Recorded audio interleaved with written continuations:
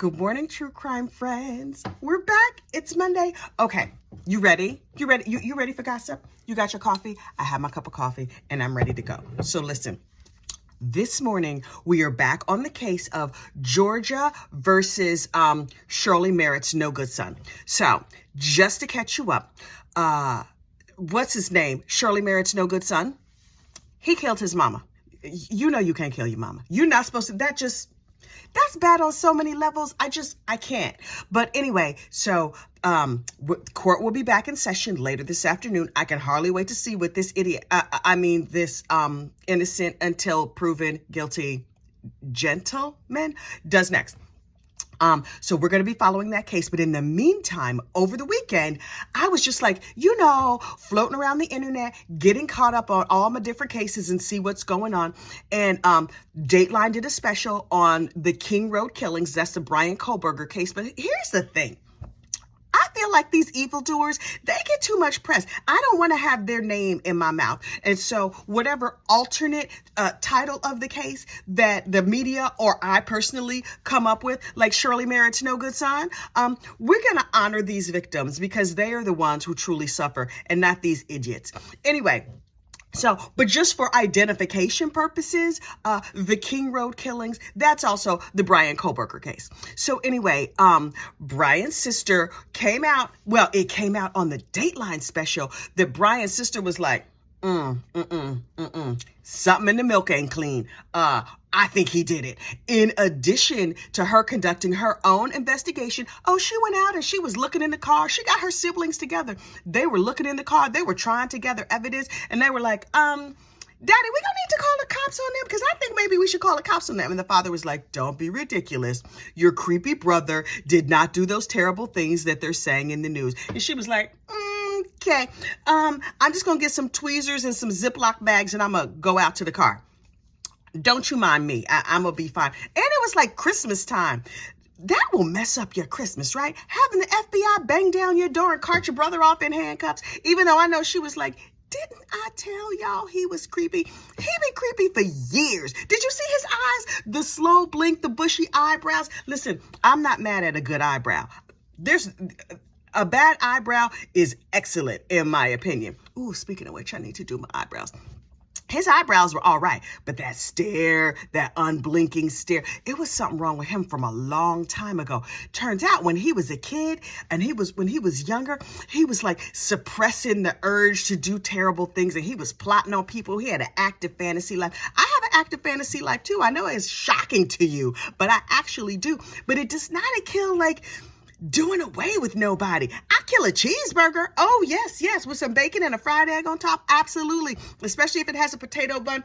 Oh, I'm getting hungry. Anyway, but a human being, no. A kitten, no. A bug, yes. If you are a bug and you come to my house, you're going to have some problems. And if you are a mouse, I am quite homicidal. In fact, I used to have a she shed out here in the yard.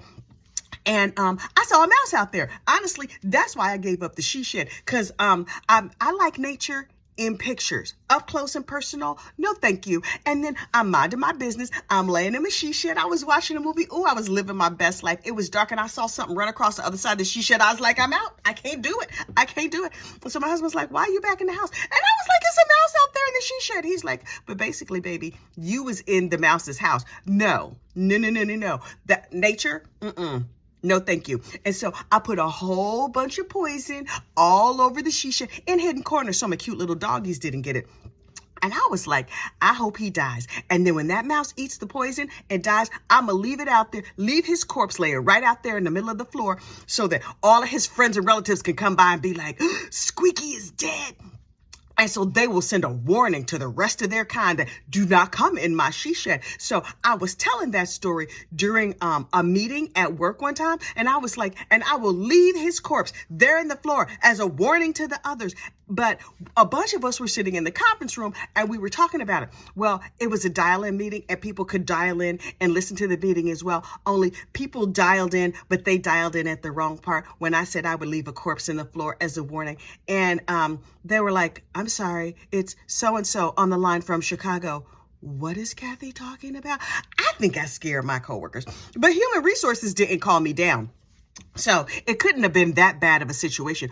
Or maybe they were afraid to call me down. But I've been with this company for a super long time, and that happened years ago. So they should know that I'm not homicidal unless you're a mouse, in which case you are in a lot of trouble. In other news, Zachariah Anderson, we know he was sentenced last week, got life in prison, as well he should, for killing Junior, Rosario Gonzalez or something like that. And so the impact statement, the victim impact statement of Zachariah Anderson's ex got up and she gave a very impassioned and moving impact statement. It was beautiful.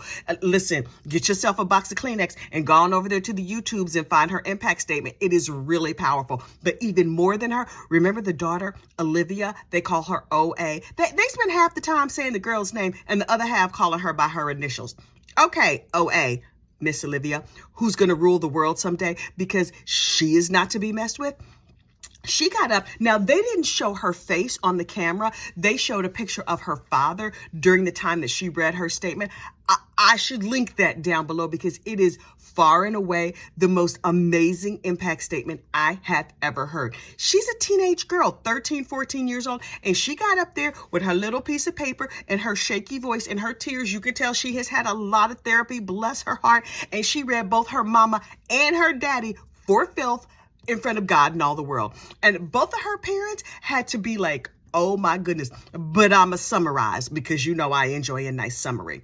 She was like, Daddy, I miss you, but you have done terrible things and you have messed me up real bad. It's taken me a long time to get myself back together. But you know what? I've decided that I'm going to make my life better so I don't end up like you or Mama, because both of y'all is trash. Now, again, this is a summary, not her exact words. And she was like, at some point, you're probably going to want to see me again. But you know what? I'm going to need you to work on yourself.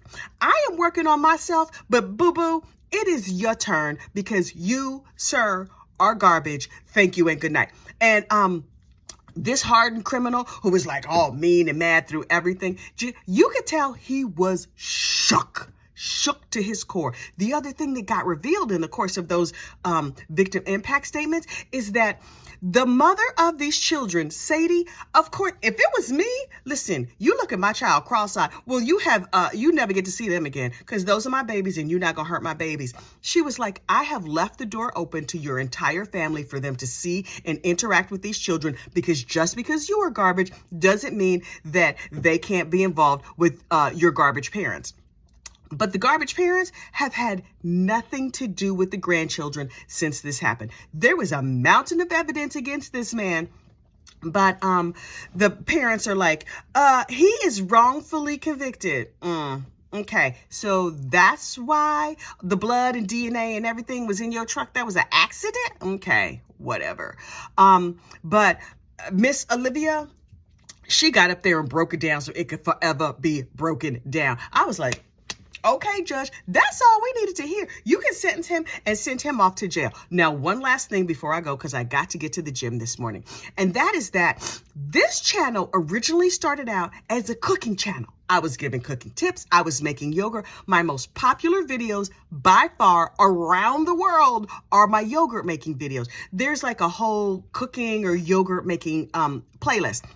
But it's just for my yogurt making friends. And so this morning I got up and I did an updated version of my yogurt making videos. So when you see a new video drop in a day or two, because I probably will record the second half this evening and then drop it tomorrow morning. So don't panic. I will be wearing this same brightly colored shirt in the yogurt making video. When you see a yogurt making video come up, it's not about true crime. It's just about yogurt. So don't panic. I have not switched from true crime gossip to yogurt making. I do yogurt making in addition to gossip. I could also make yogurt and gossip, but because those are international videos, I need to keep it nice and easy, no slang, so that it's easily understandable for my yogurt making friends from around the world, because I get yogurt making questions in all languages from all countries. You know, some countries don't have access to Amazon. It is shocking to me. I don't think I could go to a non-Amazon access country unless they have some equivalent. Alibaba, does Alibaba deliver yogurt starters? I don't know. Anyway, All of that to say, when you see the yogurt making video come out, don't panic. We have not changed. Y'all are the new ones. The yogurt making videos, those are my old school friends. Hey, yogurt making friends, if y'all watching this, I doubt that you are, because a lot of y'all don't speak the good English, which is fine. But if you want to know about true crime, honey, true crime gossip, well, this is the place to be. Okay, I got to get to the gym. Also, this shirt is making me sweat. It's a little bit hot. Maybe that's a hot flash. Child, I do not know. All right, y'all have a great day, and I will talk to you later. Oh, wait, like and subscribe if you want to. If not, not. Have a good one. Bye.